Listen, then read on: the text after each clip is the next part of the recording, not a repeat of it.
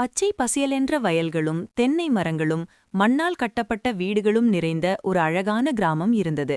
அந்த கிராமத்தின் பெயர் தென்றல்புரம். அங்கு வாழ்ந்த மக்கள் எளிமையாகவும் மகிழ்ச்சியாகவும் வாழ்ந்து வந்தார்கள். அந்த கிராமத்தில் ராமன் என்ற விவசாயியும் அவரது மனைவி மீனா, அவர்களது மகள் கவியா ஆகியோர் வாழ்ந்து வந்தார்கள். வீடு சிறியது என்றாலும் அன்பு நிறைந்த வீடு அது. ஒவ்வொரு மாலையும் மீனா வீட்டின் முன் ஒரு எண்ணெய் விளக்கை ஏற்றி வைப்பாள். கவியா ஒருநாள் கேட்டாள், அம்மா, தினமும் ஏன் இந்த விளக்கை ஏற்றுகிறாய்? மீனா புன்னகையுடன் சொன்னாள், மகளே, நம்பிக்கை எப்போதும் அணையக்கூடாது என்பதற்காக. ஒரு வருடம் மழை பெய்யவில்லை. வயல்கள் வெடித்தன, கிணறுகள் வற்றின, விவசாயிகள் அனைவரும் கவலையில் மூழ்கினர். ராமனின் பயிர்களும் அழிந்தன.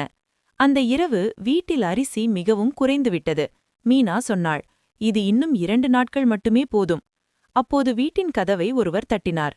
வாசலில் ஒரு முதிய பெண் நின்றிருந்தாள். அம்மா, 2 நாட்களாக உணவில்லை என்றாள்.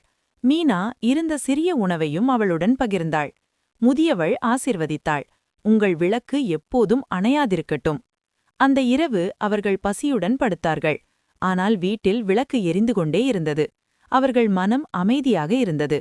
ஒரு இரவு பலத்த மழையில் ஒருவர் வீட்டின் முன் நின்றார். அவர் ஒரு பயணியார்.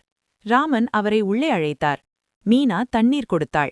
கவியா விளக்கின் அருகே அமர்ந்தாள்.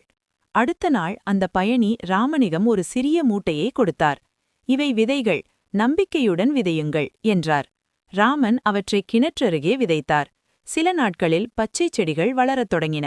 மற்ற இடங்களில் பயிரில்லை. ஆனால் இவர்களின் நிலத்தில் மட்டும் செழிப்பு. கிராம மக்கள் ஆச்சரியப்பட்டார்கள். மீனா அந்த காய்கறிகளை அனைவருடனும் பகிர்ந்தாள். அன்பு கிராமம் முழுவதும் பரவியது. அந்த நேரம் வானில் கருமேகங்கள் கூடியன. மழை பெய்தது.